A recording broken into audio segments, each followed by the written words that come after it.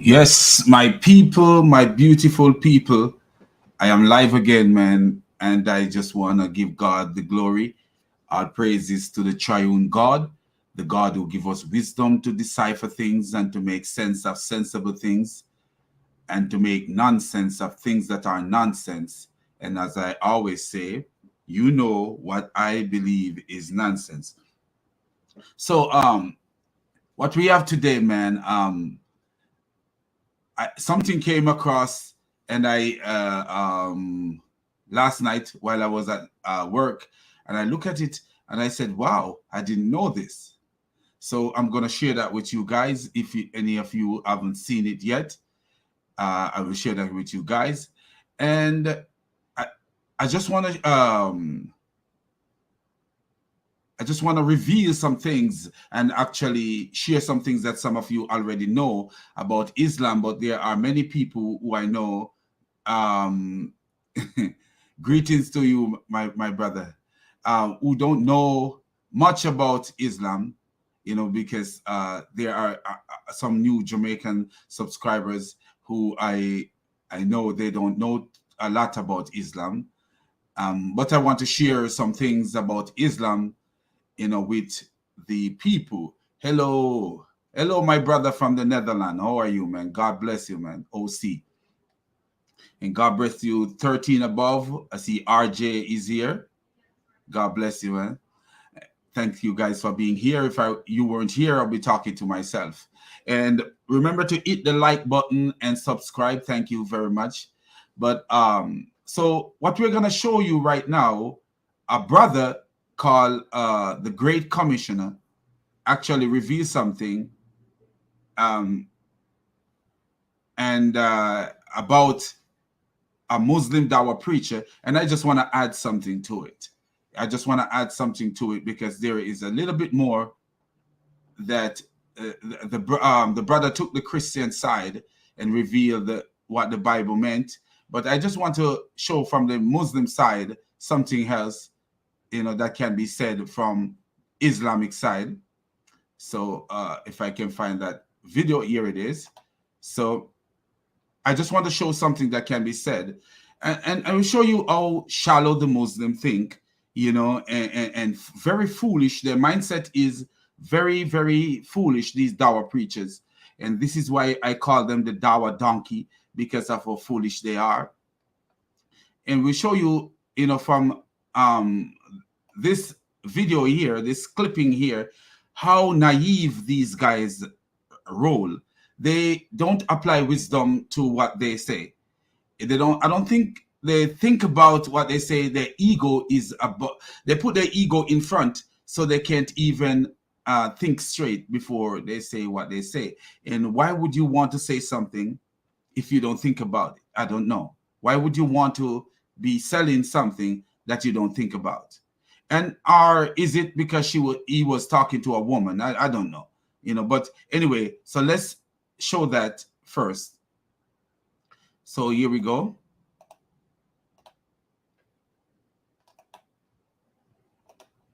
So this video is from the brother, the Great Commission. You could go over, subscribe to the brother channel. So he's the one showing this video. But I see something that the brother did a good job in showing why a reason Jesus did not allow them to kill the woman. He actually showed from the Old Testament a reason, but there's also a reason from the New Testament where Jesus, because Jesus came and he put the final touch to the law, and he said to us, love even our enemies. He said, do unto others as you like them to do unto you, which is Matthew 7, verse 12. And also in Matthew 5, verse 44 to 45, he told us to love even our enemies. So we could see why, with the complete law and the old law, we could defend what Jesus did. And the Great Commission, he defended very good with the old law. He used the old law to defend Jesus' stance very, very good. He did a good job. So we'll get into this. So let's get into this right now. Okay, anyway, according to the Catholics and according to the Protestants, Jesus is sinless. Because for them, he's supposed to be God. God cannot be with sin, can he? Do you know that they consider Jesus as God? How can God be with? Hey, I want to say something. Do you notice he now started to redden his beard? They're all copying Mohammed. These are clowns. And this is why I call them the Dawa donkey, the Dawa clown. You have people like Hamza Mayat and this guy reddening their beard because they say Muhammad used to redden his beard. You see this clown redden his beard too. Do you see that? A man who wear makeup is a clown. Only a clown wear makeup, man. As a man who wear makeup is a clown. So let's continue. With sin. So there are two problems here. Number one, the law of stoning to death was given by God, which includes Jesus. Yes? And the fact that Jesus said the one without sin shall throw the first stone, then he should be the first one to throw it. Because he's without. Do you see how dumb this guy is? If you notice what he says right here, I want you guys to pay attention to what he says. He says the law was given by God, including Jesus. So he's acknowledging that the Christian believe that Jesus is God. The law of stoning to death was given by God, which includes Jesus. Which include Jesus. So he was given by God, which include Jesus. And now listen to the stupid ranting donkeyness. Man, I need to find a word to describe this donkey, this donkey's behavior. Listen to what comes from his mouth next. Yes? And the fact that Jesus said the one without sin shall throw the first stone, then he should be the first one to throw it. He said Jesus should be the first one. If Jesus is God, God can change his law anytime. Do you see the idiot? Do you see how stupid? He said the law was given by God, which includes Jesus. And then Jesus says, he who without sin cast the first stone. He said Jesus, he's literally saying that Jesus is a sinner because he should be the one casting the first stone because he was without sin. But listen, the clown forget that he just admit that the Christian believe that Jesus is God and God can change his law at any point. Or not change his law, but complete his law or amend his law at any point. This clown don't realize this. He don't realize this. And look how stupid he is. Look at this crooked, stupid smile on his face. In his own Quran, Surah 3, verse 50, it says Jesus made lawful things that were unlawful. If you go to Surah 3, verse 50, it says Jesus made lawful things that were unlawful. So Jesus amended the law according to his Quran. Jesus amended the law. But what we are saying, if Jesus is God, God have a right to pardon anyone he want to pardon. Do you see how stupid this guy is?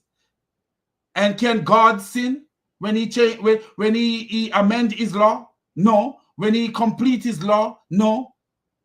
Because the law given to man is not given to God. He already made that claim. But let's say Jesus is a man. Just let's say Jesus is a man. And we see the good job that our brother did, where we reveal that the law says both the man and the woman should be stoned. So let him continue. Because he's without sin. Yes, his own law should be implemented, but he never implemented it. Yeah, because So he broke his law. He said his own law should be implemented, but he never implemented. The judge have a right to pardon someone based on what? Based on the evidence that is provided. But look at the Great Commissioner break it down where he actually shows that. Let me actually go there and show you guys what he says. Look at this. Listen to the brother break it down. He speak a little slow, you know, but you listen to the brother break it down. But if you read it yourself, you will see that it says, then the scribe and the Pharisees brought to him a woman caught in adultery. And when they had set her in the midst, notice the woman is caught in adultery. Where is the man? If you caught a woman and a man in adultery, where is the man? The question, and this is what the brother had broken down. The brother had broken down. Where is the man? Because the law says both of them should be stoned. But where is the man? The question is, where's the man? Let me show you. Here. Notice what they say. No, Moses in the law command us that we should that such should be stoned. But what did Moses say in the law, really? The brother revealed it right here, what Moses say in the law. Let me show you what the brother revealed, what Moses said. Notice right here, this is from the law. If a man is found lying with a woman married to a husband, then both of them should die. But where was the man? So Jesus see their double standard and their evil, you know, so he decided, no. But let's show you something. Let's show you what Muhammad would have done. Let's show you what Muhammad would have done in this case. Notice that the law said if a man is found lying with a woman married to a husband, then both of them should die. And right through the law, it keeps saying both of them should die, both of them to die. Even in different places, it's saying both of them should die. Not just one person should die. Do you see this? The man commit adultery with another man's wife. He who commit adultery with his neighbor's wife, the adulterer and the adulteress should surely be put to death. Do you see? Different part of the law saying same thing. But let's show you what Muhammad would have done. If it was the clown Muhammad, look what Muhammad would have done if it was the clown Muhammad. Let me show you what the clown Muhammad would have done if it was him who have this situation at hand. Let's show you what Muhammad did. This is how stupid Muhammad was. Very stupid. If you want to commit suicide, God bless you, Christian Malik. God bless you. If you want to commit suicide, man, Muhammad was a perfect person to commit suicide with. Look at this. Narrated Imran bin Hussein, a woman from Juhayna, confessed before the prophet saw that she had committed adultery, and she said, I am pregnant. So this woman said, hey, I commit adultery and I am pregnant.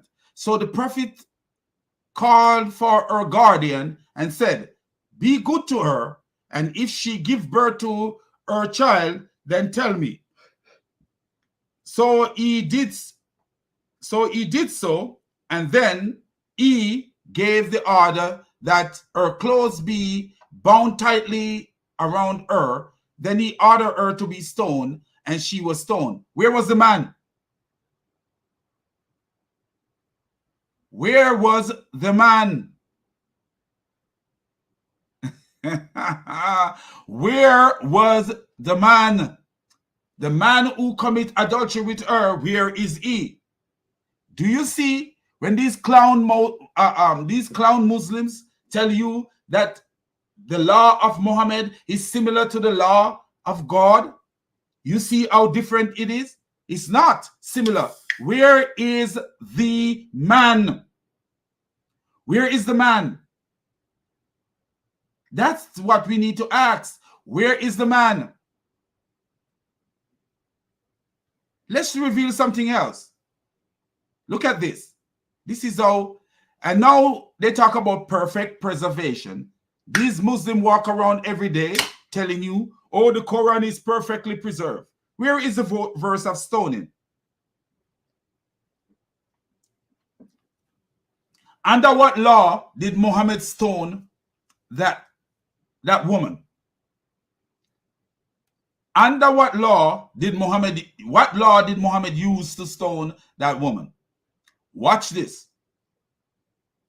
Umar bin al-Khattab narrated that he addressed the people and said, verily, Allah has sent Muhammad with the truth and sent down the book to him, meaning the Quran.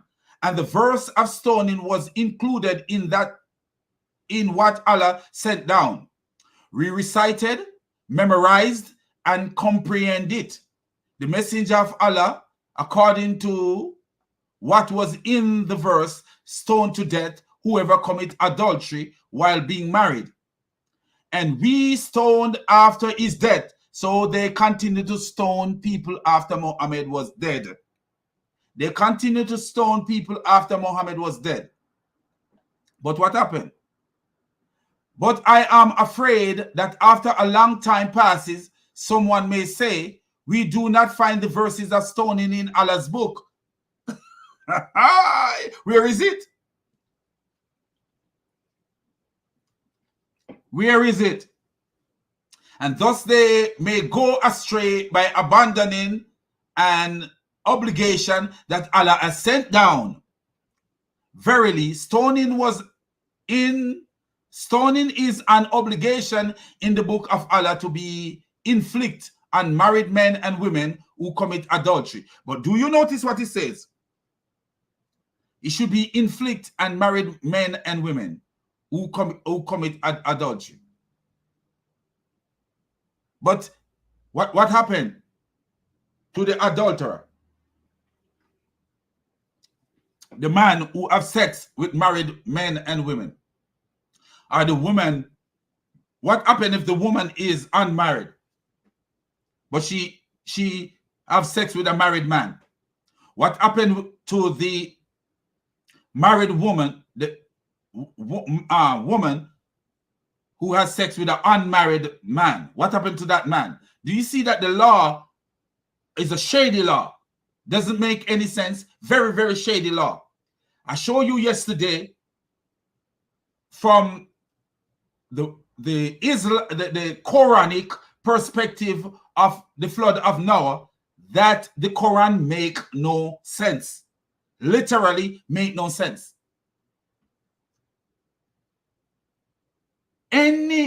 There is a Muslim sheikh, I can't remember what his name is, who said the Quran is not from God because Allah could never be so. Said the Quran is not from Allah because Allah could never be so stupid. A matter of fact, I'm going to show you him tomorrow. If God's will, I will show you him tomorrow. This man believed that the Quran could never be from Allah because it is too stupid. And he's a Muslim. He called himself a Muslim. Because if you ever pay attention, close attention when reading the Quran, you will see how stupid it is. Because look at this. What does he say? Verily, stoning is an obligation in the book of Allah to be inflicted on married men and women who commit adultery when their crime is proven.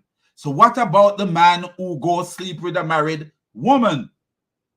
What about the woman who goes sleep with a married man? I don't understand.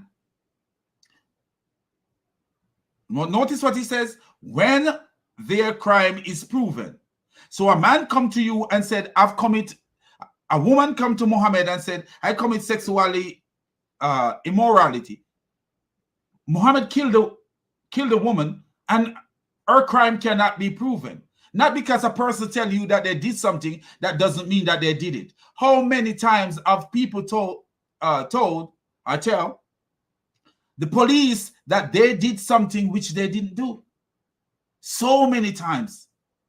I've heard of father who took crime upon themselves for what their son did. I've heard of people who want to kill themselves, so they said they do something, and then they did other things so that the police could kill them. And we know a woman going through pregnancy is going through a whole lot of stuff. And she may just want to die, because of the hormone and all this stuff and psychological effect of pregnancy could cause her, I just want to kill myself. But Muhammad was a perfect killing machine. And all you got to do is just come to him and say you did something, and you are dead. Dead, dead, dead. You are dead, you are dead. Muhammad will shoot you in your head, you are dead. Don't listen to me, man, when it comes to that part. But you see what happened? Muhammad stoned her. And is that the only case?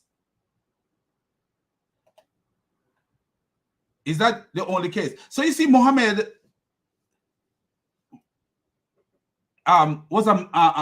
used to run a monkey court, like a monkey court system. I keep saying that. But look at this right here. Jesus did not allow them to kill the woman, because where was the man? The law said both of them should be put to death, but they said they caught her in the act. That's what they told Jesus. We caught her in the act. But where is the man? If you caught her in the act, where is the man that she was with? So Jesus said, Jesus, whose wisdom is God's wisdom, said, no, you ain't gonna run that monkey court on me. I'm not a monkey court operator. So what he did, that's who Jesus is. Jesus is not a monkey court operator. Let me tell you about a monkey court. Let me share a monkey court with you. I will show you that Muhammad did the same thing that this clown did. Let me show you a monkey court. Let me show you a monkey court, then I will share a few of the comments. Look at this monkey court right here and tell me if this, this is not exactly what Muhammad did. Look at this. Can you guys see this monkey court? Narrated Harm bin Mainon. During the pre-Islamic period of ignorance, I saw a she-monkey surrounded by a number of monkeys. They were all stoning it because it had committed illegal sexual intercourse. I too stoned it. Notice what it along with them. What? Now I'm going to ask a question. They claim it happened during the pre-Islamic period of ignorance, but I don't believe that. I believe it happened during the time of Muhammad. You know why? What law during the pre-Islamic period of ignorance say you could kill a woman? Kill a person for illegal sexual. So there was a monkey of a law. The monkey of a law before the people have a law. How would this guy know about the illegal sexual intercourse and that you should stone someone to death? How would he know about that? How would he know about that if it didn't happen during the time of Muhammad?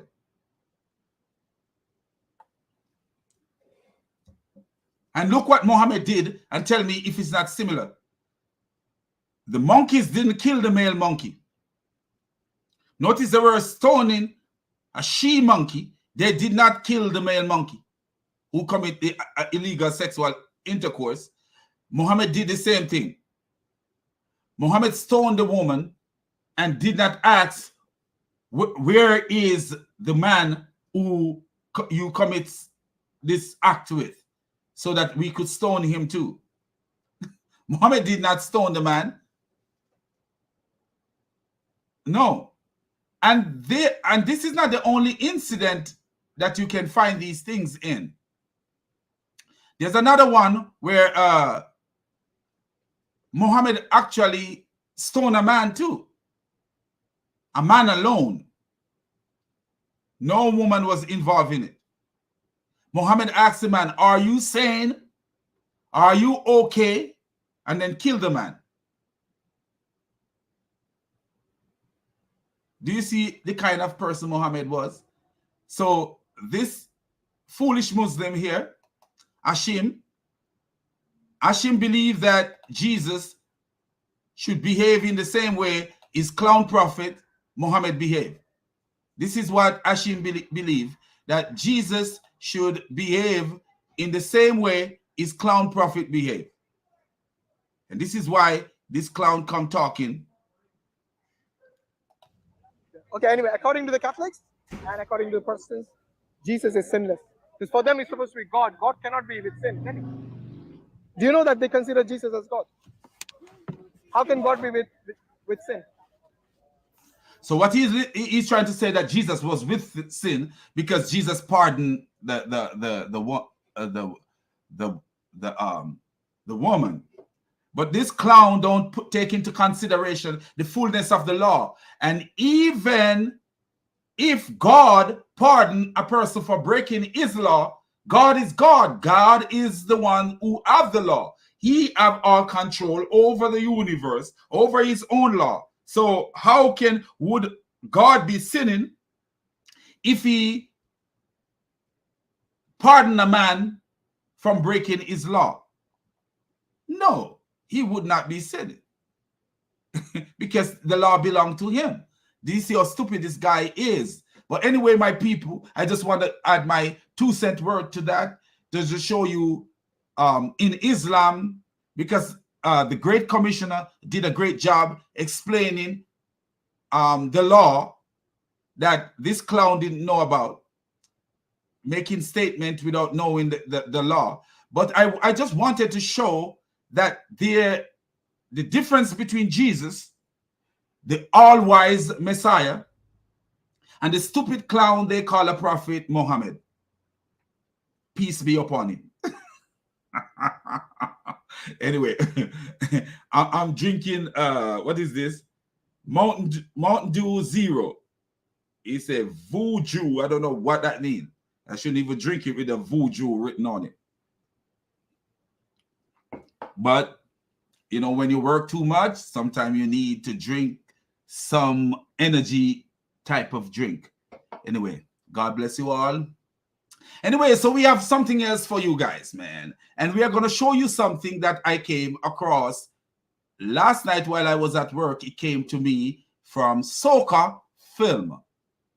And I will show you, and you guys subscribe to Soca Film because they are doing a wonderful job in Speaker's Corner in London. And let me show you that, what I got from Soca Film. I didn't know this. So I did a little research after I found it out, and I said, wow, ain't that something? So Soca Film, let me share it with you guys. So this is from Soca Film. Let me make sure that you guys are seeing it. Oh, yes, you are. Let me take away the banner so you guys could see it real good. Take away the banner. Okay. All right. So this is from Soca Film, and it says 1,000 Apsaras, if I'm pronouncing it right. In heaven, there are beautiful lakes, golden complexion women, Apsaras, live there. And this is the Hindu religion. This is talking about the Hindu religion. So let me actually show where you guys can see this. So this is actually talking about the Hindu religion. And let me go there so I could roll it so you guys could see. So this is from Soca Film. And it says, so the Prophet of Islam copied the Playboy heaven from Hinduism.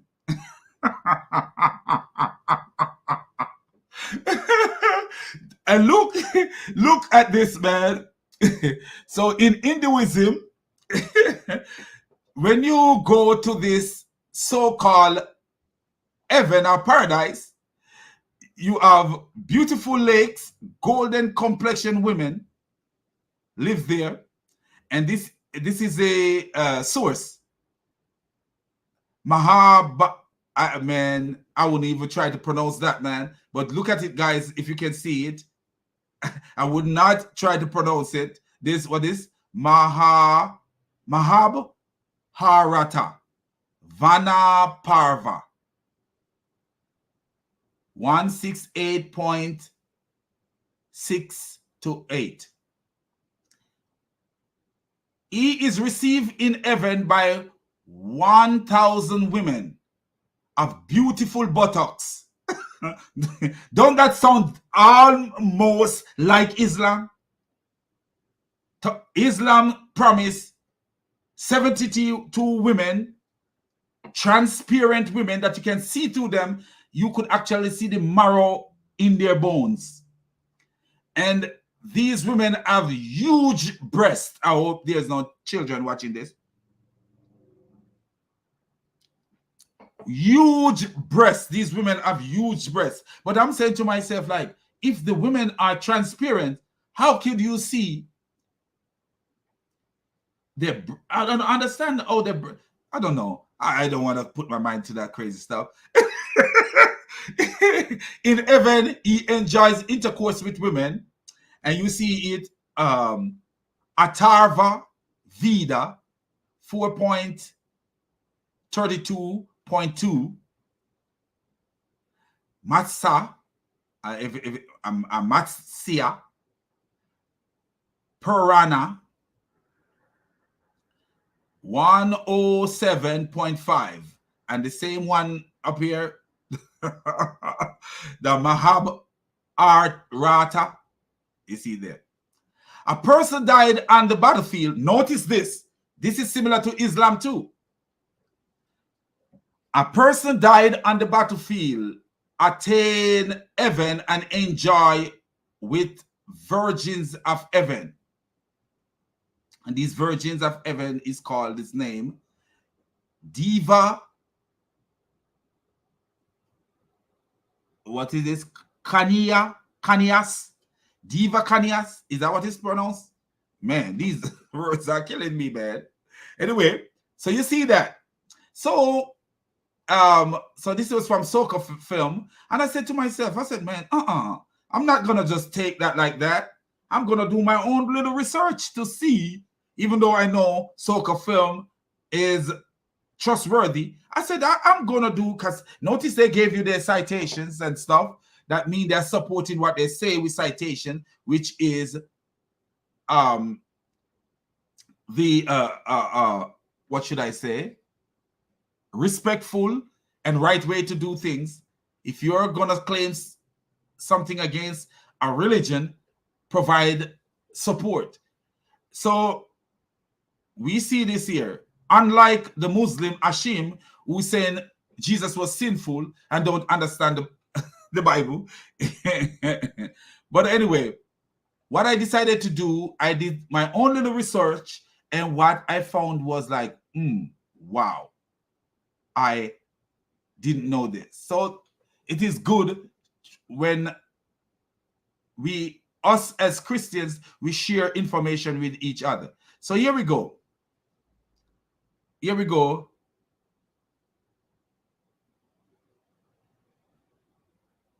So I like this one. Say, wow, Muhammad stole stories from everyone, not just Jews and Christians, but Hindus too. Yes, he did. He was a clown, man. Muhammad was a headless clown, man. And if you notice that, if you actually do the research, you will see where Indians, Muhammad was a merchant. Remember that. Muhammad was a merchant. And he used to travel. And the Indians were also merchant and they travel. So there's common places where Muhammad were meeting these people and stealing ideas from these people. Possibly. Because it's so similar. Because if you look at the person, a person died on the battlefield. What did Muhammad say? If you are killed in the cause of Allah, all the virgins that you will get. And just for support, let me show you support, because we don't want to just be talking and saying things that we cannot support. So let's just provide some support here. Let's provide some support that on the battlefield, what people get on the battlefield. So let's provide that support right here. Because this is what we do. This is how we do it. So let's provide some support. Because we don't want to just be saying stuff and they say, oh, we making up stuff about Islam. 72 maidens, Hur al-Ain, and 2 wives. Hold on. Let's go from the beginning.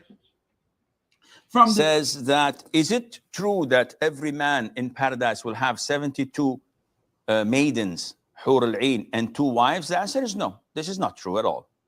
Every man would have 2 wives in paradise. And if you do the math, you will find throughout history that women are always more than men. As for the 72 Hur, this is only and specifically for those who are martyred on the battlefield. Do you see that? Who? Do you see that? Okay, what did we just read? That a person died on the battlefield, obtained heaven, and enjoy virgins of heaven. And did you hear what the Muslim sheikh says? And this guy is a scholar, Asim Al-Hakim. Did you hear what he said?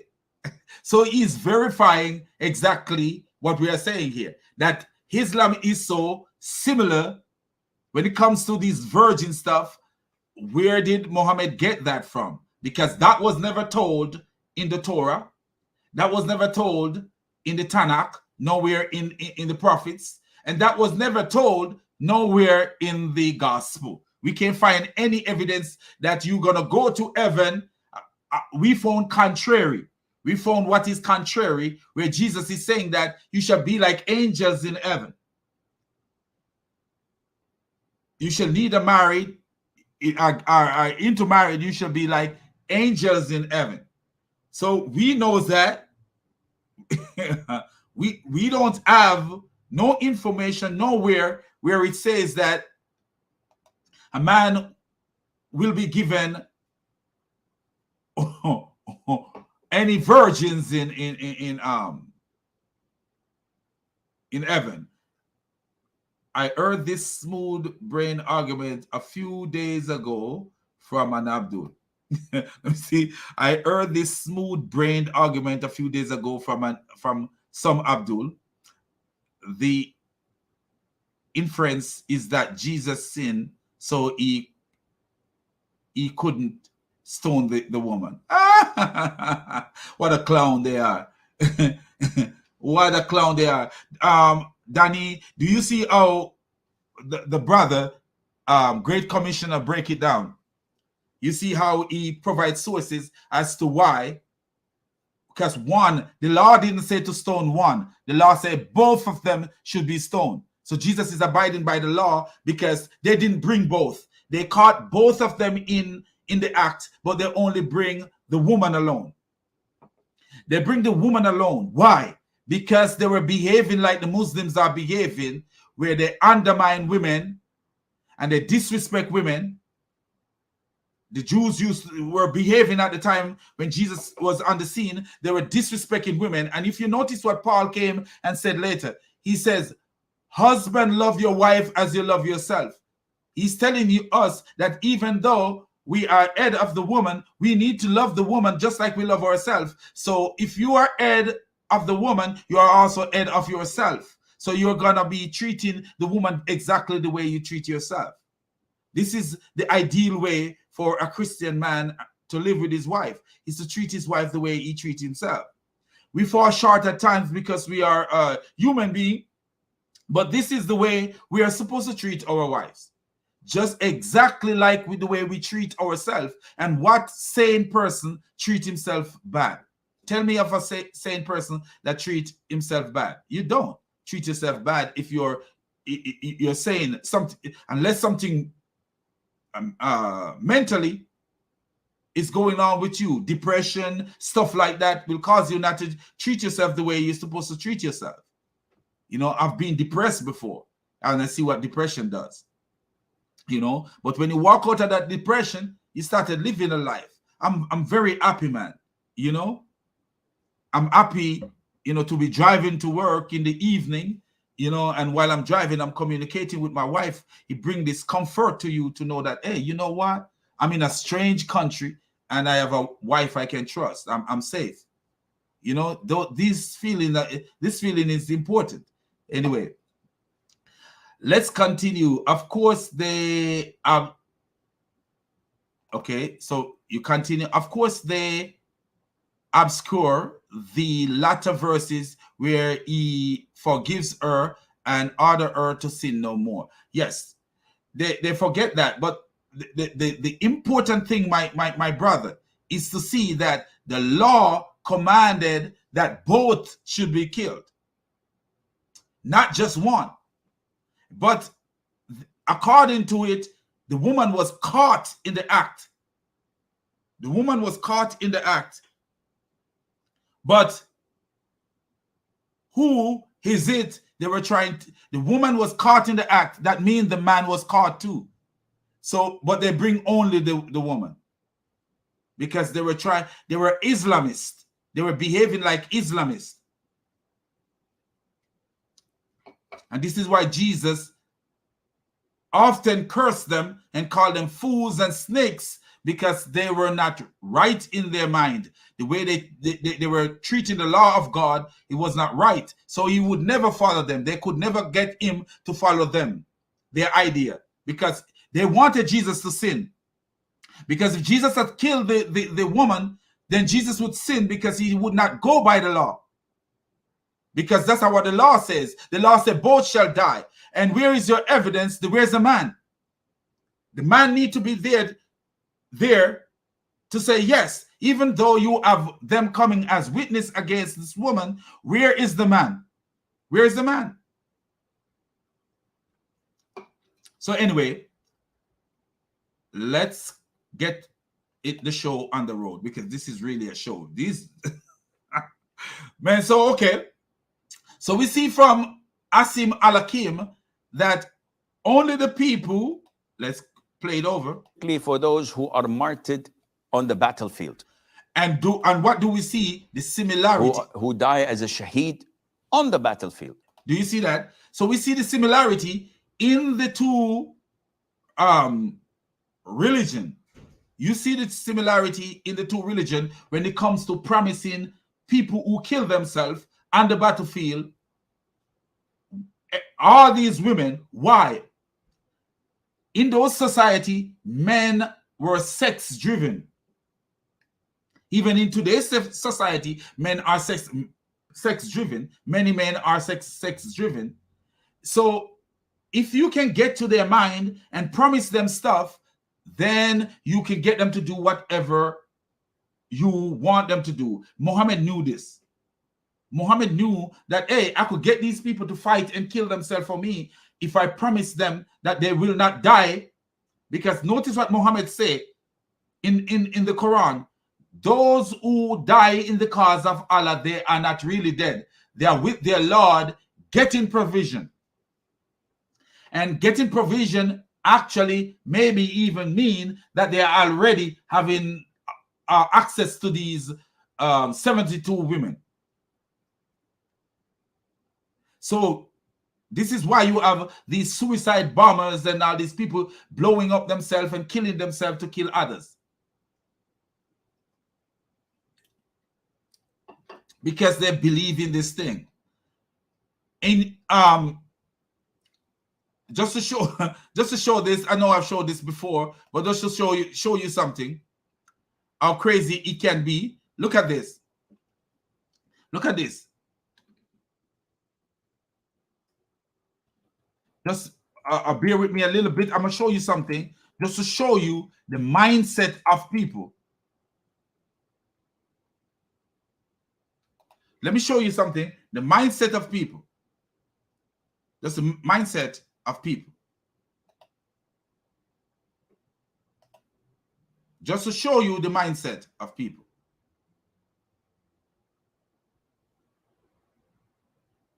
Let me show you. I'm going to show you this video that even today, the mindset of these people.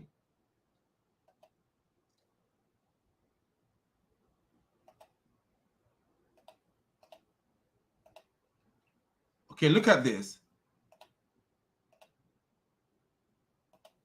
Told you guys so many times. Maybe some of you are listening first time. Wallahi, in Jannah, what do you want? You want girls? Jannah, there's girls. There's girls. What do you want? Drink. There's rivers of wine. You want yards? There's yards. Gold brick, silver brick, gold brick, silver brick. You can chill. You can party. You can rave. You can play up in Jannah. Jannah is so banging. Look what Allah said.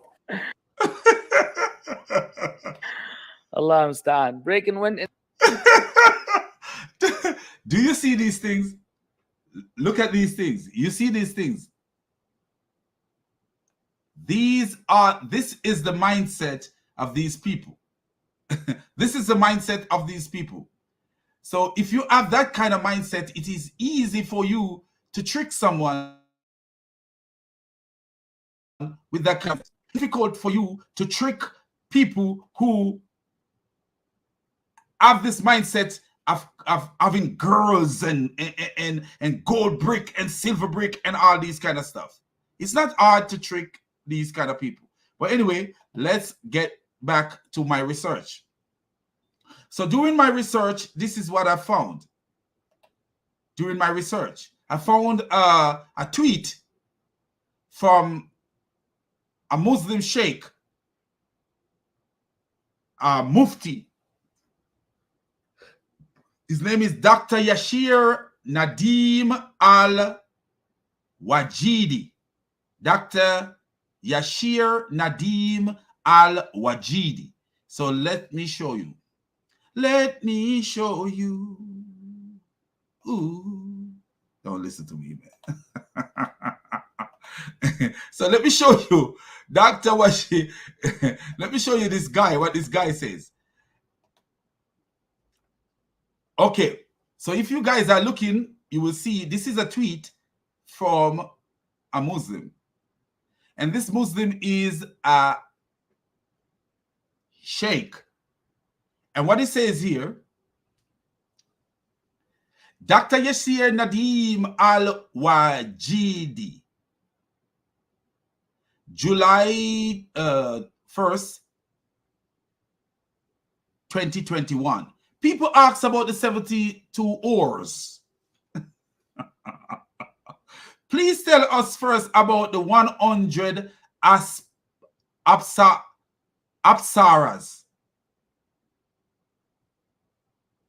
Thousands of celestial Apsaras rush forward in a hurry towards a hero killed in battle, each proclaiming, "He is my Lord, he is mine." And you see, he put his citation, and it's similar to the citation that Soccer Film put there. So people are asking this sheikh about the 72 virgin, the 72 whores that he will get. And he, instead of defending it, what he decided to do is show that Islam is similar to instead of defending it, he shows that Islam is similar to Hinduism when it comes to promising people whores in a celestial place. So we look at it again. He continued. He didn't finish there. So here he is. Foremost of Apsaras, numbering by thousand, go out with great speed for receiving the spirit of the slain hero, coveting him for their Lord. And you see, he used the same citation that the same citation here that what's his name? Soccer Film used to show you that Soccer Film is not telling you a lie, because even the Muslim can verify this too. You know, and look what some Muslim, I think this is a Muslim here. He said, ha ha ha ha, laughing like a clown. What amazing fact, they are probably more powerful than us in context.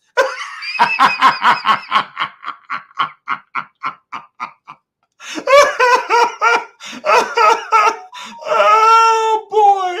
Oh man. They're probably more powerful than us in context. Reply. And what's this? The word used in both whatever and this in Burma, which means husband. These verses say that the aspirants rush towards the warrior to make them their husband. So look at them, justify each other. They have to compare their stupidity with each other, their nastiness with each other. The Hindu comparing their nastiness with the Islamic nastiness, and this is what they're doing towards the warrior to make him their husband, whereas the Quran declare every religious warrior, read terrorist, is gay, is granted 72 prostitute. Mind the gap.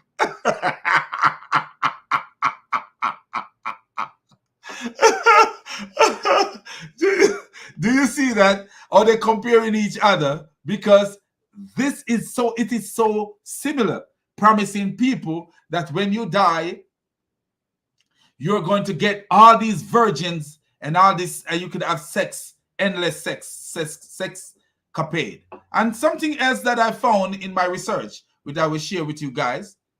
So here we go. So let's share this with you guys. Do you see the similarity? Let me see what my brothers are saying, because my brothers must be saying something. Okay, let's see.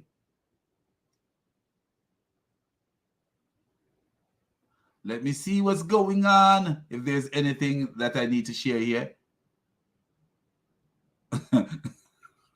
Christian Malik, you're something else, bro.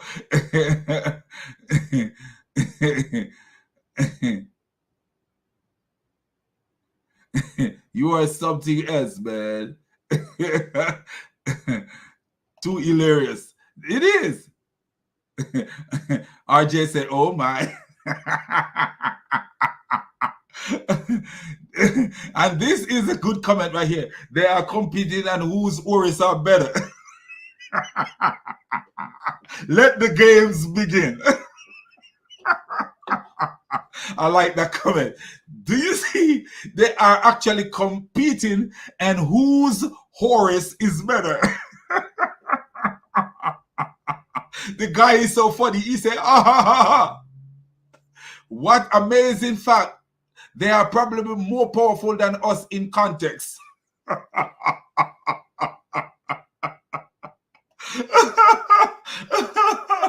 Do you see this stupidity, man? Do you see that these religion, man, are so similar when it comes to these things? Because what? Muhammad was a pirate, a thief who was going from places to places, stealing from...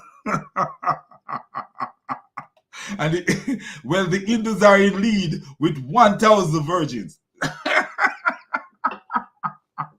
Muhammad, believe me, if Muhammad knew it was 1,000, he would have put his at 2,000.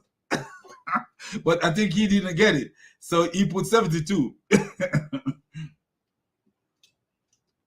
Okay, so look at this now, my friends. This is where the funniness begins. So let's share, because this website actually have a little bit for us to look into. So let's look into it. Let's look into it. Okay. All right. So this website say Islam and Hinduism. And this Tuesday, 11 October, oh, this is today's date. I don't know when it was put together, but today, this is today's date. So anyway, December 16, 2018. So that's when it was put, December 16, 2018. In many articles on our website, we have proved that Hinduism and Islam have many similarities. Do you notice this? So guys, check out this website. Check out this website. You may learn so much, because Muhammad was a thief. Muhammad was a thief. Let me just show you something.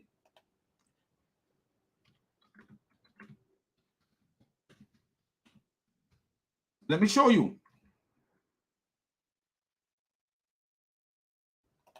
Let me show you something. And then we go back to this, because we want to make it marinate. We want to make it marinate so that you guys can see what we are trying to put forward here. So when you guys use this, you guys know exactly what you are saying. If you decide, oh, I'm gonna tell a Muslim about this, then you know exactly what you are saying.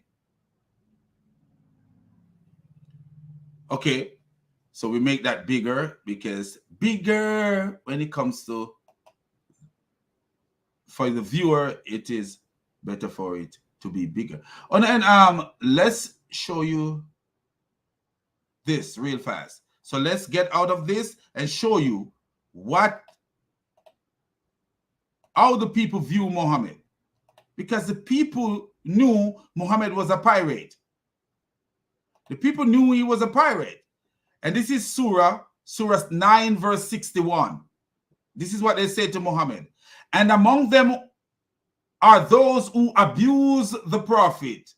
So notice what they call it, abuse the prophet, and say, Muhammad is claiming that they're abusing him, but they're not abusing him, and say he is an heir. That means they were saying that all he do is go about listening to people and pirate from people. And can this be proven? Yes, it can be proven. Yes, it can be proven. It can be proven using the hadith. A matter of fact, where Muhammad was stealing idea from a young boy, that Muhammad believed the young boy have power, so he was stealing ideas from the young boy. You see where Muhammad stole ideas from the Jews. The torment of the grave, Muhammad stole the idea from the Jew. You see that? I revealed that to you before, where Aisha says two Jewish women came to her, tell her about the torment of the grave. She didn't believe them. When Muhammad came home, she told Muhammad about it. Ever since that time, Muhammad started praying about for relief from the torment of the grave. And then Muhammad went to his companion and said, it was revealed to me that you will be tormented in the grave. Because Muhammad was a hearer. He heard things, put it in the Quran. He was just a thief. He was a thief overall. He was robbing and killing and stealing from people. And then he was a thief who steal ideas from people. Yes, remind me of Boko Haram. And ISIS, Boko Haram. But so look at this. Do you see what it says there? I just want you guys to see what the people believe about Muhammad and how Muhammad was presenting himself. And we see in these information that we are sharing right here, how similar is the Hindu religion, which we know exists before Muhammad's religion. A form of the Hindu religion exists before Muhammad's religion. So let's get back to it. So in this article, what you see, beautiful wives in paradise in Islam, Hinduism. And the doctrine of beautiful wife in paradise is a common denominator between Hinduism and Islam in the light of the Quran, Hadith, and ancient Hindu scriptures. In many articles on our website, we have proved that Hinduism and Islam have many similarities, also many differences. One of the similarities is the concept of hur, are the most beautiful wives from the people of paradise, for the people of paradise, for their pleasure and enjoyment in the reward of their right fate and good deeds in this world. The concept of Hur in Islam. In Islam, the faith is Hur Alim, is a part of the Islamic doctrine system. The faith is based on proofs in the glorious Quran. I don't know how the Quran is glorious, but and the blessed sayings, how is the saying of Muhammad blessed? I don't know. Of the Prophet, peace be upon him. Is this a Muslim? Do you see how they're comparing their stuff? Is this a Muslim? This must be a Muslim. This must be a Muslim. Hey. Yes, this is a Muslim. You will see. Well, we're getting there. The glorious Quran says, and fair maiden with wide eyes like preserve hidden pearls. And you see where it says, Al-Wahiya, if that's how it's pronounced. Verse 22 to 23. So this is a Quran chapter. I would have to look to see which chapter that is. Allah the Almighty has described Huralin for us in more than, see, he said for us. So this is a Muslim. More than one verse with beautiful descriptions such as wide eye, having very, very dark in their eyeballs and very whiteness in around virgin, free from all sort of dirt and impurities, with beautiful morality. Wow. All for sex, but they're full of morality. Oh, wow. Wow. And good conduct with their husband in paradise. Oh, wow. And the funny thing about it, my friends, according to the hadith, and I will show you, it says that all these women will look exactly alike. So how can you tell your wife different from somebody else's wife? This is what it says. This is what it says. That all these women, these celestial women, all of them will look exactly alike. It's like you go to the car dealership and you're going to buy a Nissan Altima or let's say, or a Lexus. Lexus is a car made by Toyota. So you're going to buy a Lexus and it is a 2022 version of that Lexus. And you are buying the base level. So when you look at it, all the base levels, they look alike. They might be different in color, but they look alike. No, not so in Allah's Jannah. All the women will look alike. Everything, color, everything. You eyeball, everything. So you don't know you're a woman different from the other man's woman. You cannot tell you're a woman different from the other man's woman. You could be going down the street and see the other man's woman and think it's your woman. And I will show you proof of this. Just a minute. I will show you proof of it. You know what? A matter of fact, let me read proof of it. Let me read proof of it. This is Sahih al-Bukhari, volume 4, book 55, hadith number 544. Their wives will be Houris. All of them will look alike and will resemble their father Adam in stature. That means they will be so tall, 60 cubits tall. They will be like a tower, like a skyscraper. They be like a skyscraper.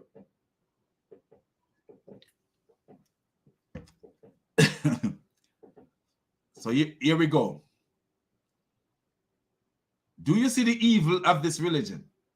So all these women will look alike and will resemble their father Adam in stature. 60 cubits tall. Can you imagine this? Sahih al-Bukhari, volume 4, book 55, number 544.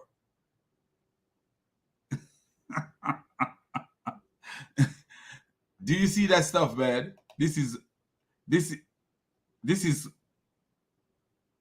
you can never buy this, man. This is too valuable for you to buy. It is compulsory for a Muslim to believe in whore in paradise. Unless this belief, the faith will not be complete or perfect.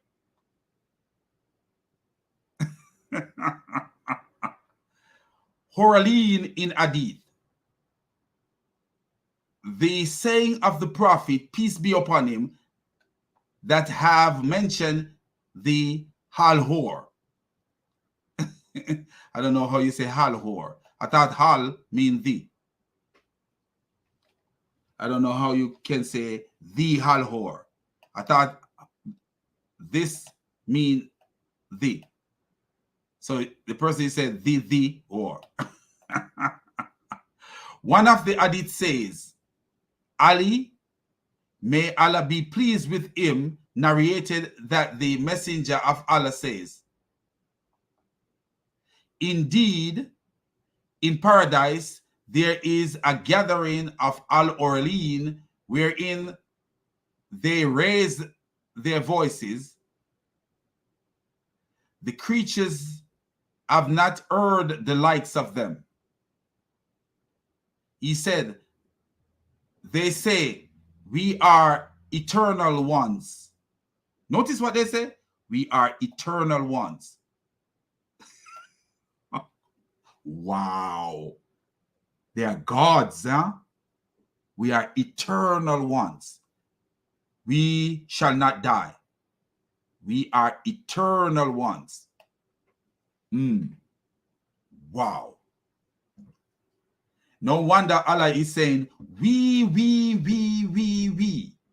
And if you read Surah 21, verse 17, it actually says that if we want a pastime, we could take it from among us.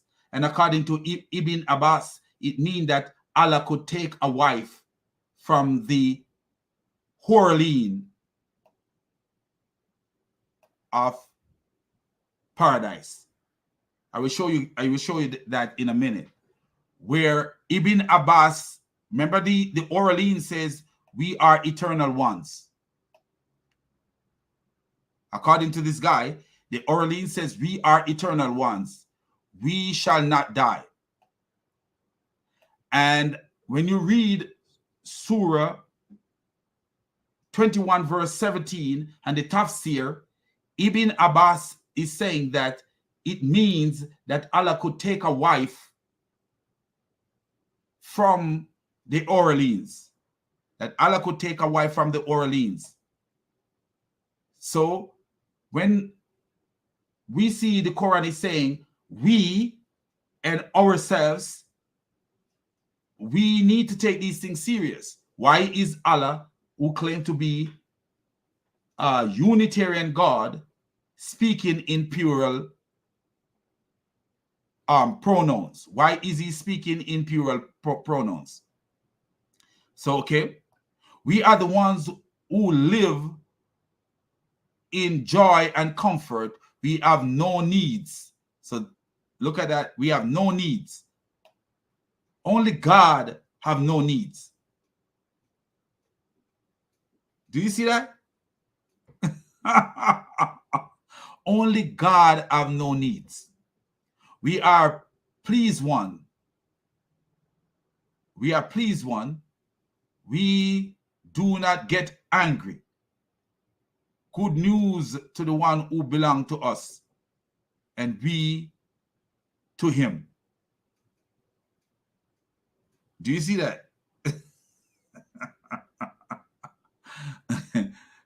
Now let's look and see what his citation is. So he got a citation here. Let's see where he get that from. Let's see where he get it from. Because something is going on. Something is going on. Okay.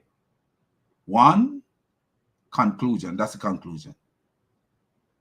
See? This is where we get it from. Jami at-Tirmidhi, chapter and the description of paradise. See where we get it from? Okay, so let's get back up. And if you go through this thing right here, man, you will see the similarities. You will see the similarities.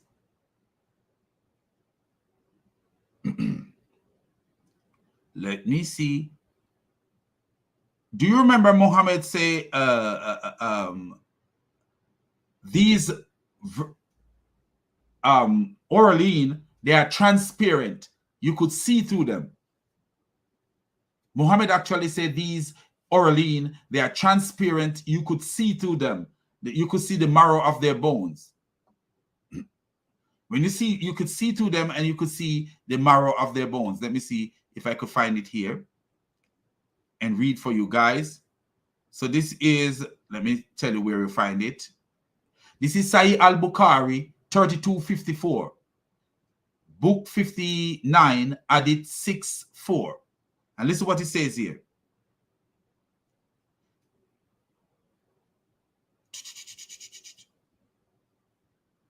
Let me show you.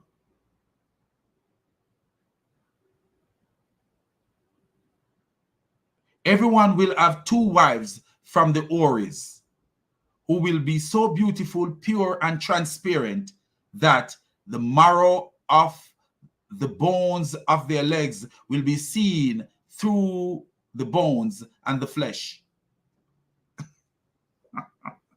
And then when you look here, I'm seeing no body organs in Swaga according to Hinduism. So you see the similarity that these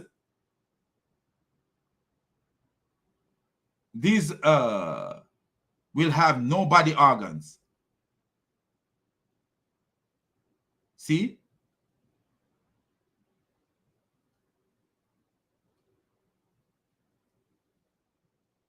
Do I restore 8 fathers? Rejoice in heaven with all your body organs. So the private parts will be there in Vedic paradise according to mantra. Do you see? They're describing private part just like in Islam they describe the breast of the women.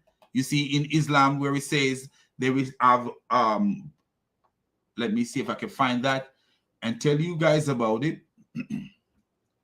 You see that we talk about their breast, what their breasts will look like. So in Surah 78, verse 32 to 34, it talk about garden and vineyards and girl with swelling breasts of the same age as themselves and a brimming cup. You see?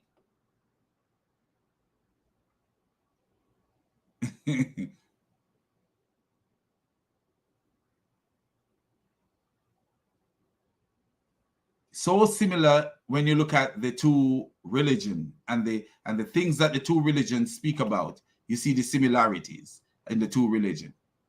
And this guy is a Muslim and telling you the similarity. Thousands of handsome. Notice what he say, handsome. Wow. And remember, Muhammad promised them also boys. Muhammad promised that you will have boys too in there serving you, boys serving you.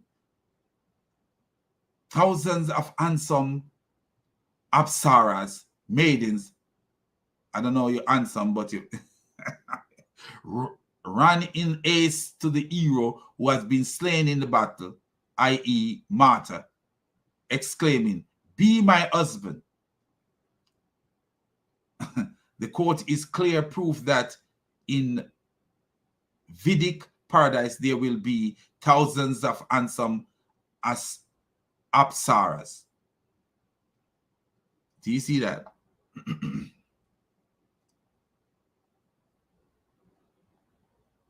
So the funny thing is, it doesn't say that one man will get thousands of. He's saying that there are thousands of them there, and they will run up in haste to the hero who have been slain. So he can choose from them how many he want to choose, it seems like. This is what it's talking about.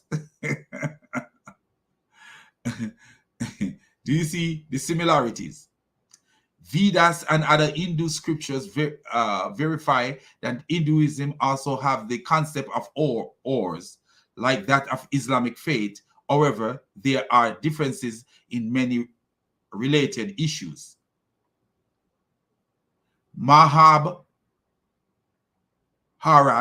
says about the one who was killed in the battlefield and got martyred and deserve the paradise. So you see, we just quote this right here. So you see this, how similar it is.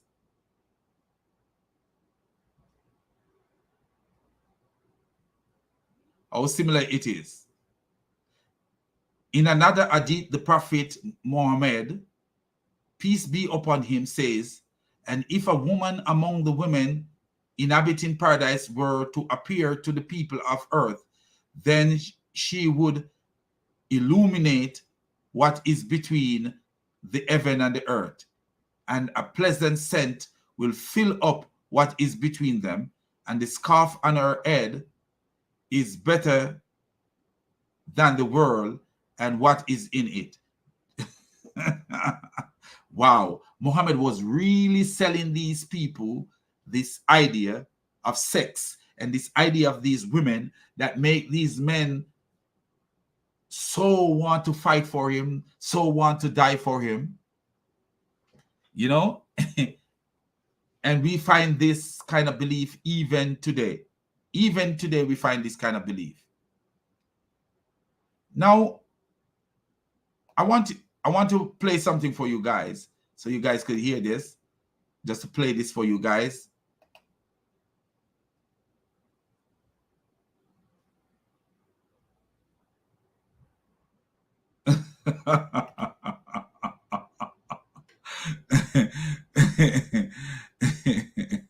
He says, "So exciting to see them bones." And do you see, my friend, they are uncreated. They are uncreated because they call themselves eternal and they have no need whatsoever. So who are they are goddesses. If they are eternal and have no need, then they are gods.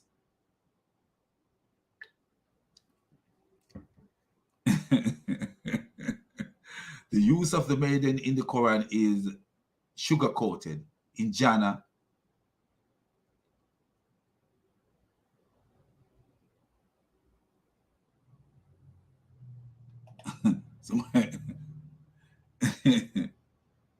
do you see that? Let me see.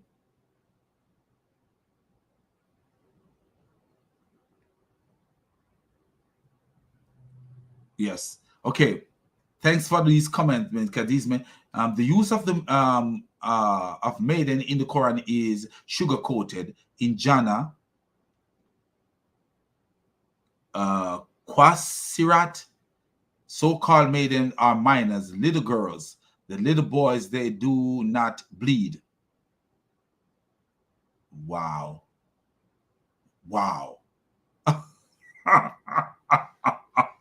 Do you see the stupidity of Islam, and that Islam is a cult and a demonic cult? So look at this now. We're going to show something here. And this is actually from Christian Prince channel. Christian Prince is going to ask this Muslim a question, and listen to the Muslim. It is funny, man. It's funny, but it's not funny. It is funny, but it's not funny. And if you notice the topic of the video, it says Allah promise unlimited sex in heaven. Christian Prince debate Muslim. You saw me in Belgium and you are a Moroccan person, you want to convert me to Islam. How you can convert me to Islam? Help me. What you will say to me? Do you promise me virgin, like I will have a lot of sex in heaven? No. Why no? Why no? He said no. But Muhammad did it. He said, no, I wouldn't do it. But Muhammad did it. Do you see the morality of this guy is better than Muhammad?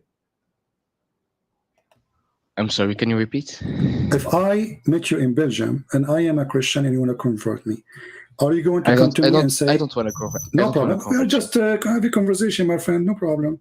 So are you going to promise me women with big boobs to convert to Islam? I'm going to promise you eternal peace.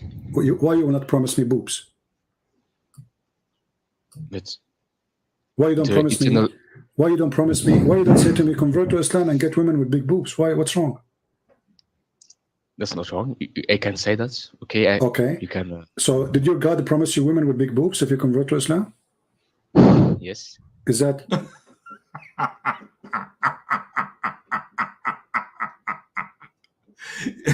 Is your God?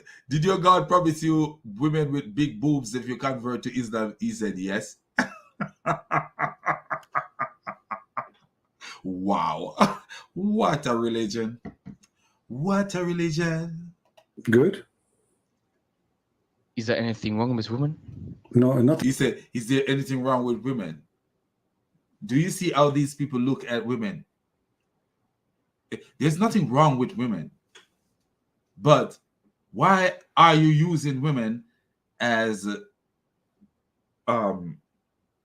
tools, in a sense, to get men to do things for you?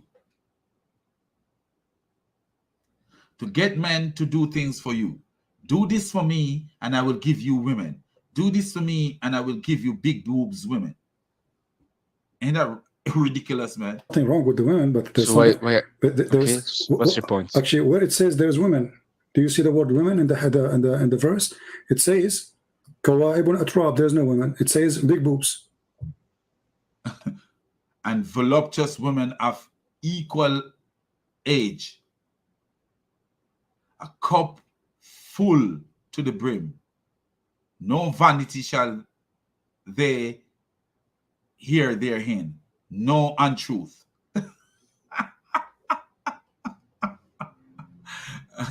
Oh my fulfillment of art's desire. So you fulfill whatever the art desire. Garden enclosed and grapevines. Wow. There's no women. What is the women? Where is the word? What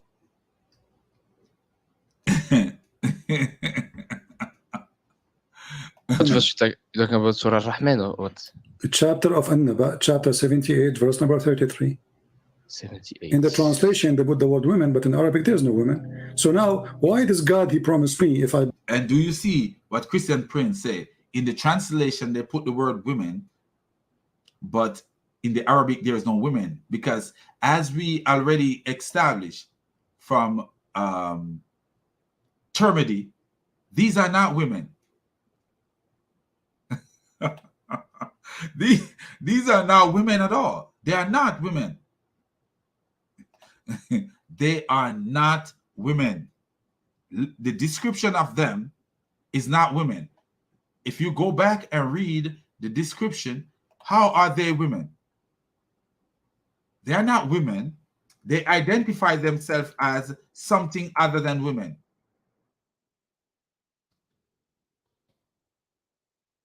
They identify themselves. We are the eternal one. We shall not die. We are the ones who live in joy and comfort. We have no needs. Though they are goddesses. They are goddesses. If you have no need and you are eternal ones, who are you? You're gods. And this is why you see all these we, and Allah is called the best of the creator. And this is, okay, I promise to show you guys something. So let me show you. Why could Allah marry to these? Let me show you. Surah 21, verse 17. Let me show you so that you guys could see where I'm coming from. So that you guys don't believe that, hey, he's making up stories here. Okay, so we're going to share this with you guys so you guys could see. And then we go back to what Christian Prince is saying. And then I show you something else. And then we could call it an evening or a night or wherever you are in the world. So look at this right here, my friends, my sisters, brothers, Muslims, whoever is watching and whoever will watch. Watch this right here. So this is Surah 21, verse 17. And we're going to look at the tafsir. We're going to look at the tafsir. Let's make sure that we have the tafsir here.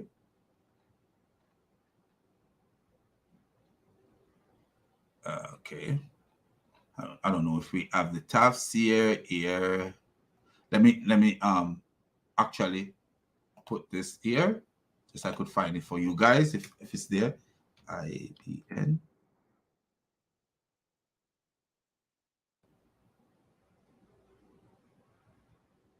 Okay. Let me put it there. A BB. So it's not here. It's not on this one.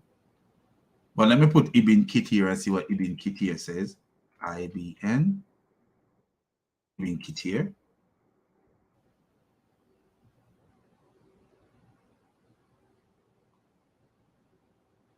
Okay, let's get out of this because I know there's a tafsir on it. Okay, let's try this one.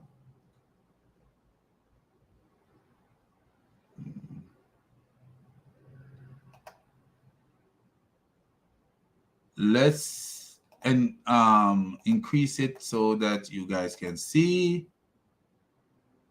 Yep, this is the one. This is the one.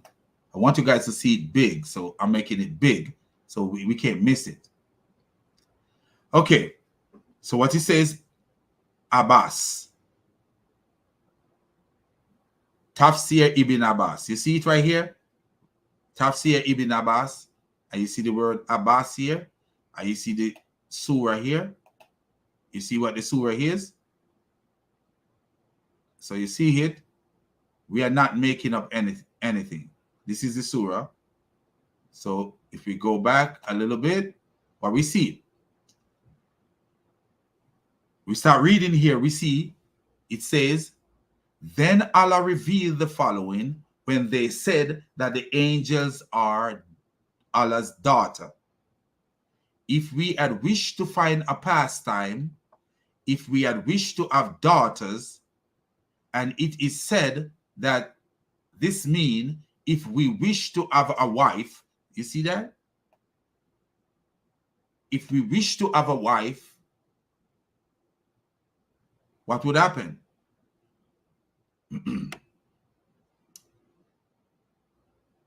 What would happen?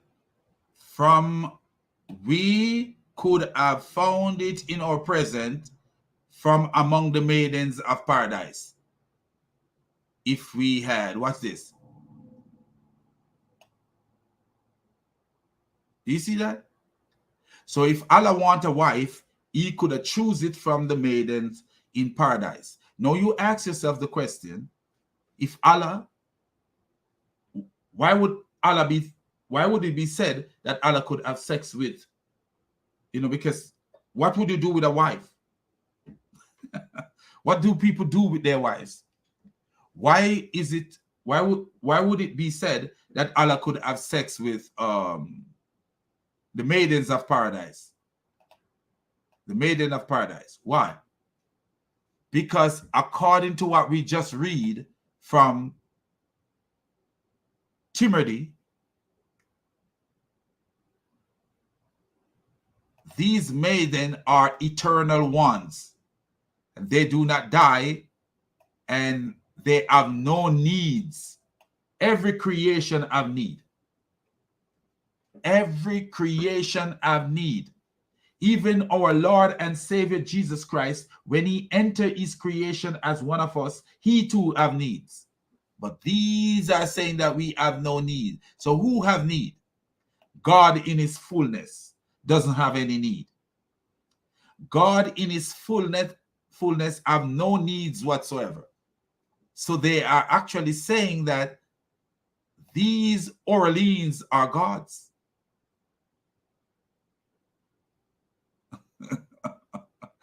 and RJ said, Sahiba Lehu, girlfriend for fun, unsugar-coated Arabic. Literally, that's what it means, girlfriend. Yeah, for real. That Allah could take a girlfriend if he, yeah.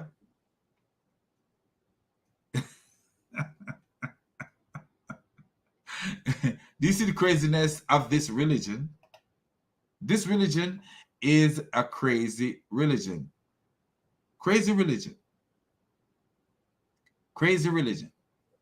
Very, very crazy religion. We're going to go back to Christian Prince because there's a point he make that is only Christian Prince can do it like that.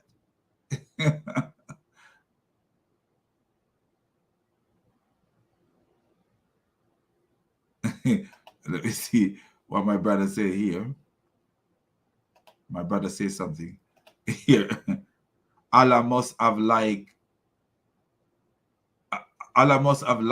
kind plumbing to say such a thing.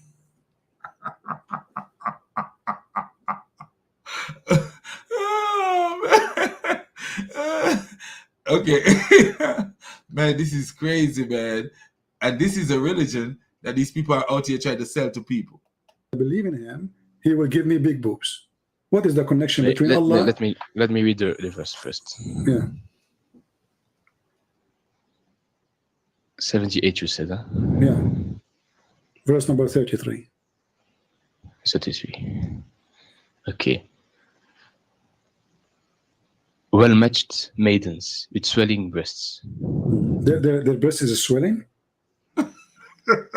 I don't know what swelling means. He said he don't know what swelling means. Maybe he don't speak. English is not his first language, or he's not versed in English. Swelling. Anybody should know what swelling mean. That mean it's puffy and huge. Swelling is mean like you hit something with the hammer, or like you close the door of the van and your finger, it will swell. It will become big and puffy. So their breast is swelling. It says. What translation you are reading? It's not very known. Oh, okay, give me the name. Maybe I can find it here. His name is Sam Gerrans. I don't know who's this guy. Okay, so swelling the breast. Allah will give you women with swelling breast. Why? What is the connection between Allah and breast? Believing in Allah and breast. Because in life, what do men like? Oh, what men like? Can you tell me? What men like? Big breast? What do you like? What do you? And does every man like swelling breast? Do you see how stupid Allah is? So what if you go to this so-called brothel and Allah give you a woman with a swelling breast and you don't like women with swelling breasts? What Allah do? Shrink her breast? I don't know, man. But Allah already say all the women look alike. See, I'm telling you, this is a man's invention. This is a man's invention because we all know men like different things on women, not the same things. Men like different things. Not every man like the same thing. Muhammad was telling them things that he liked, not things that every man desire. This is how stupid, and this is the Quran. This is the Quran. And this is why I choose to put this in there, because this is the Quran. It's not like, okay, we are saying everything is from the Hadith. We are talking about the Quran. This is the Quran. This is the Quran. What a religion. What a religion. Have you make your decision to be a part of this religion? Moving with precision towards this religion. There's reggae in me, man. Don't listen to me there. You like? I like women to leave me alone. I don't want to go to heaven and find women there. I'm running away from them. So now you are saying to me that what make you believe in Allah is big boobs? No. And then if you notice, he say every man will get these two of these women according to the Hadith. There are many men who are not homosexual, but they rather be by themselves. They rather be by themselves. So what Allah gonna turn them into? Oh, I remember reading somewhere they said the men in Jannah will have the sexual strength of 100 men. Isn't it something like that? So Allah gonna transform you to something that you were not, something that you don't enjoy. And oh boy, I don't know about this Allah. I would sell him for $1. Allah is worth less than $1. Allah is worth less than 50 cents. 50 cent the rapper.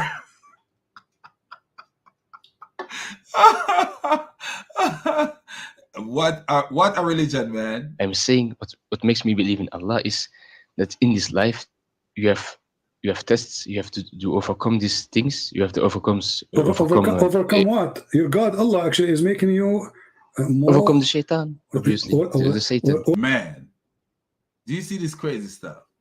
That when your mind is mature, you're satisfied with your wife alone, and you are so satisfied. So satisfied. You don't think about nothing. And your free time, you sleep, you read your Bible, you pray, you study, you research and all this stuff. And sometimes you even think about work, because something may happen at work and you be like, I wonder what they did about that. Like something happened. A resident told me, a patient told me something last night, and I make sure that the director of nursing and the assistant know about it. And I'm saying to myself, I wonder what they did. What did they do something to clarify that matter? So these are the things that you think about, but you don't get up and think about sex and women, body parts and all this stuff. No, you don't. A mature mind don't think about these things. Mature mind think about investment and how, you could leave something for legacy for your children and things like these, and how you can help as much as you can help. Things like these, that's what mature mind think about. Mature mind don't get up every day and think about about sex. But listen to the guy, because his mind is very immature. Well, Shaitan is the one who tempt you, right? He what? Shaitan is the one who tempt you, correct? He thanks me. Tempt. He tempts you. Tempt, yeah. Tempts. Okay, know, but yes, isn't it Allah now? He is tempting you by big boobs. And do you see the point that Christian Prince make? I'm going to start reacting some of Christian Prince videos, because he's making some good point. Let's look into this. On earth, Satan is the one who tempts us to lust after women. In heaven, there is no temptation of that sort. So why is it that Allah is fulfilling the temptation of Satan? On earth, we have the temptation, and we sin against God to fulfill our temptation. But we, in Evan, we are free from Satan's temptation. So we don't have these temptations, but Allah is giving us the fulfillment of Satan's temptation. Do you see that Allah is in league with Satan? Allah is Satan himself. Listen to what Christian Prince, the point that Christian Prince make there. Important, very important. No, he's promising. He's not tempting. But this is like a shaitan. He promised me too. Shaitan, he promised me if I follow him. The shaitan, he promises and he tempts. Yes. Okay, Allah, he is promising you because he did not give you the big boobs. Yeah, did you have them? Can't we just read no. good book? Okay, so he is promising you. It's for the future. In the same time, it's temptation because you said this is what men like. Correct? No, because that's not temptation. Because I will have to trust and to wait a long time before the No problem, but recompense. still is temptation. So now you are patiently waiting in front of the door of Allah. So one day he will open and the boobs will come in your face. Like boing, boing, boing, boing, they hit your face. And like the party time. That's what you are saying to me. Patient, you are patient now waiting for the boobs. Are you? Right. So Allah is the one tempting you. Christian Prince, man. That guy, I don't know. that guy is at another level, man. I thank God for that guy. I really do. You know, but let me show you something else. Let's show you something else. Go over and subscribe to this channel here, Christian Ministry, for showing because Christian Prince delete his video, I heard, and we have so many Christian channel that are using these videos, and it's beautiful when you can find something from CP elsewhere, you know, and that's a good thing. So I've already subscribed to the channel, but remember I have two channels, so you might see that I didn't subscribe here, but I have already subscribed. Remember, I subscribed from the other channel. It's not going to show on this channel because it's not the same channel. So just to show you guys that I did subscribe. And over the other side, I actually hit the like button too. So it's, you know, I could see if there's something interesting that I want to. But, you know, subscribe, man. You know, help this channel to grow. We have almost 3,000 subscribers. You know, help this channel to grow because this is what we are here for. Let me see if I could put the link to this channel in so you guys could quickly subscribe, copy, quickly subscribe to the brother because or the sister, because it's a lot of channel are sisters channel. There are sisters doing a lot of work out here.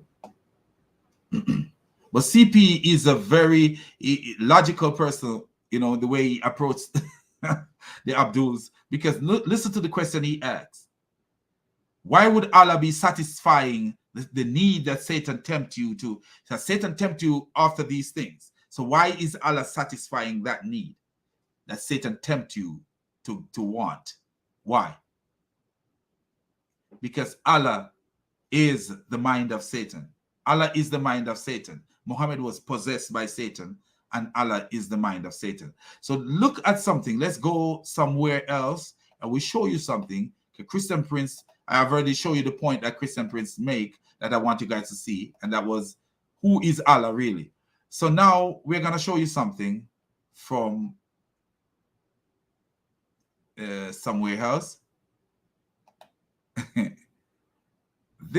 These guys are not Christians and they're not Muslims. They were ex-Muslims. So I just decided, okay, let's mix it up a little. Because when you are hearing from Christians, you know, if you notice what I did, I give it from the Christian point of view. I give it from Muslim point of view twice. Actually, 3 times I give you from Muslim point of view. And then I give you from atheist point of view. These were former Muslim, but they are atheists. So this is how we are mixing it up. You know, giving you from different point of view, and then we close off and give God the glory, and we will close off. Because God is good to us, and we need to glorify his name. You know, God You know, when I look, I could drink water and I urinate.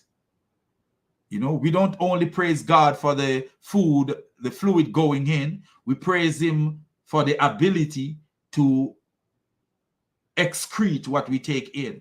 Because I am a nurse and I can tell you there are many people who cannot use the bathroom. They have problem using the bathroom. So when we take in food, we need to give God the glory for it and the thanks for it. And when we get rid of food, even when we're running and we're sweating, we need to give God the glory for that sweat. There's a lot of people who are going through so much, people who are on dialysis, that you could actually see the fluid in their body. Literally, you could look at their body and you actually see the fluid in their skin. There's so many fluid under the skin that you could see it. Literally, you could see the water. I'm telling you, the skin of a person is so thin, especially when there's edema. You could see the water. Literally could see the water. You can't touch the water, but you can see it. Just like you could see a water to a but you can see the water. That's the same way. So, you know, we got to give God thanks for everything, man. Every single thing. We got to give the triune God thanks for every single thing. So here, let's watch this video. Before we proceed, I just want to know that now we're going to get into the description of the big-eyed heavenly holy virgins. This is R-rated. Like I said, this is not me. You have to tell Allah to tone it down, and the Islamic scholars that we're going to show here, and Muhammad and his companions. But we will see some interesting clips from some great scholars. Let's go into it, and after that, we'll take our call.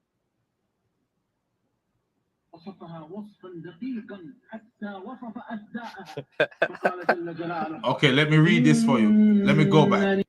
I want to read this for you so you guys So can see. before we proceed, I just want to know this is R-rated. Like I said, this is not me. You have to tell Allah to tone it down, and the Islamic scholars that we're going to show here, and Muhammad and his companions. But we will see some interesting clips from some great scholars. Let's go into it, and after that, we'll take our call. So Allah described the Virgin of Paradise very specifically. He even described their breasts. Indeed, for the pious, there is a place of triumph.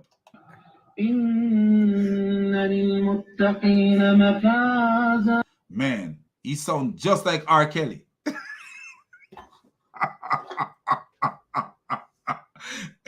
Wow. Gardens of grapeyard and full-breasted women of equal age.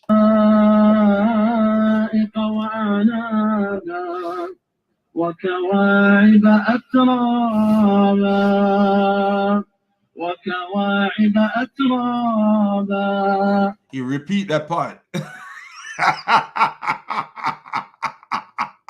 And if you look over here, you will see there will be no menstruation or childbirth, no saliva, no mucus. You repeat that, man. That part is so interesting that you repeat it. Full-breasted women of equal age refer to the Virgin of Paradise.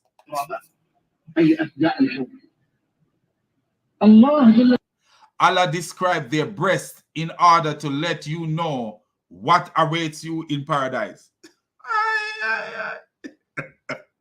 Wow. Wow. Allah so pala tala pala. Allah ain't a joke, man. Allah is something else, man.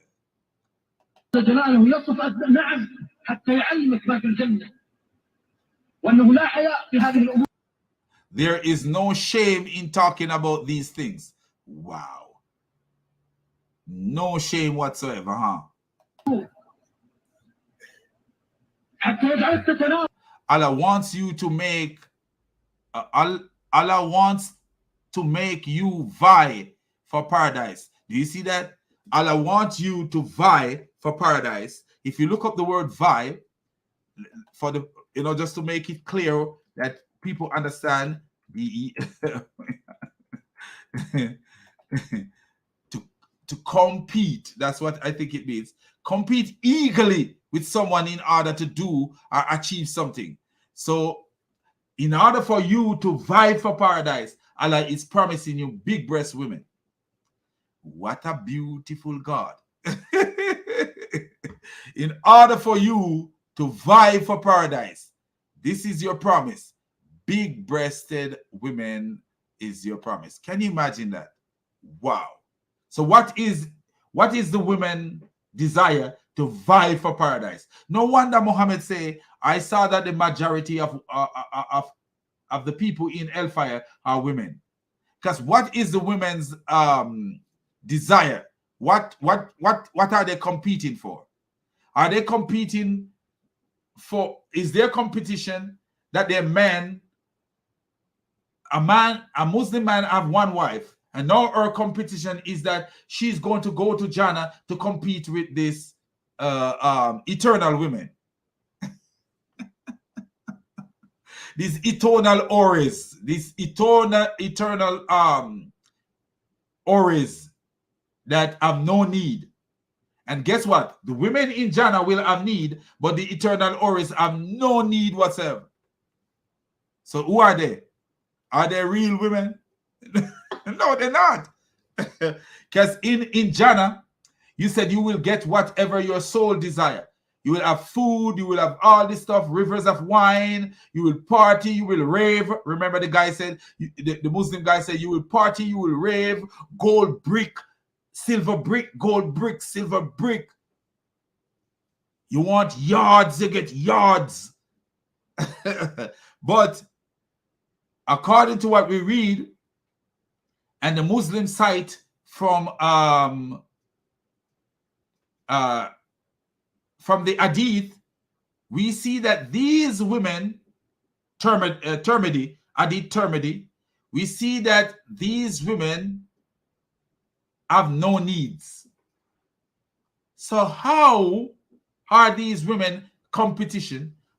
How can the regular women compete with women who have no needs and so beautiful? Oh my, I don't know. How are they going to compete?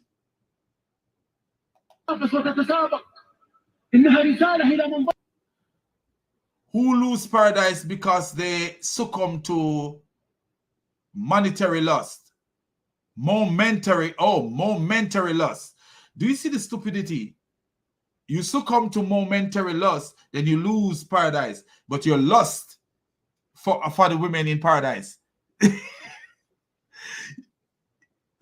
The Messiah says in Matthew 5 verse 28, whosoever look upon a woman and lust have already committed adultery. But these Muslims walking around with the image of women with big breasts in their mind, lusting for these women. The guy actually said it's not a shame to talk about it.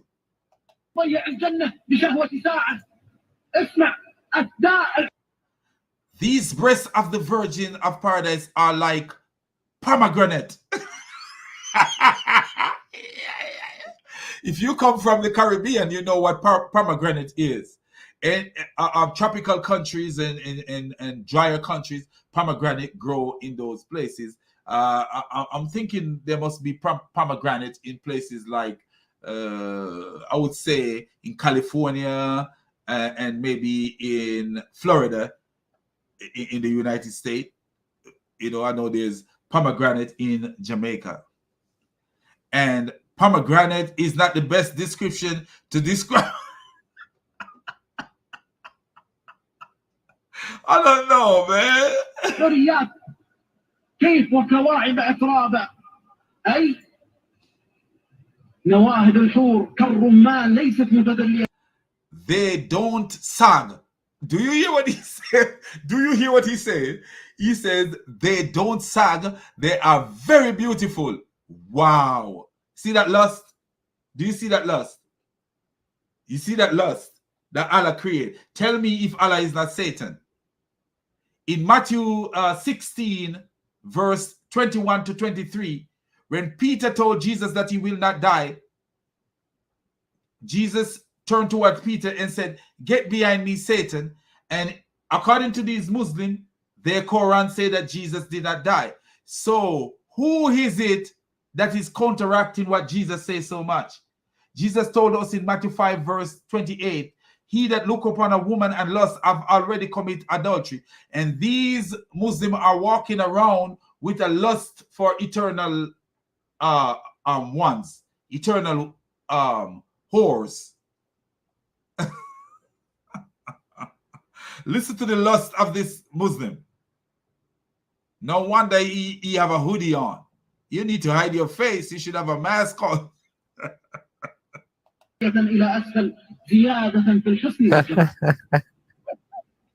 And do you see why they have to have women in hijab? Because of these kind of mindset, these kind of evil mindset that these people have. Like, you walk around with the thought of going off into a place with voluptuous women and with breast and this and that, and their breast does not sag and all this stuff. Where are you, lovers of women? Notice what he says. Where are you, lovers of women? You remember Muhammad say he loved 3 things. I remember one was perfume. But you must remember Muhammad, who used to walk around with semen on his clothes. So I think he was using the perfume to hide the semen smell, the stale semen smell. I don't know. And he loved women and something else. I can't remember the third one, what the third love of Muhammad was. But Muhammad have 3 loves. The sale closed. No sagging. Sale is closed. My brother says, what a nonsense. The Muslim consider badly the women on earth, and they idolize sex extremely. You see that? Do you see that? So what make a Muslim mind better than these people who go out there doing stupidity? Their mind is not better. Listen to this man thinking about sex with women. Do you see that?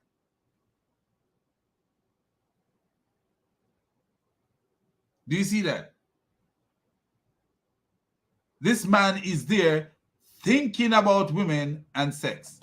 And it's not one man. Look at they got a lineup of men.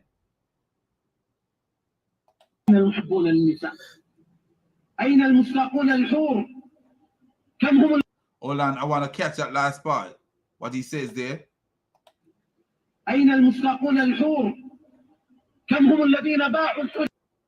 How many people have lost their promised virgins?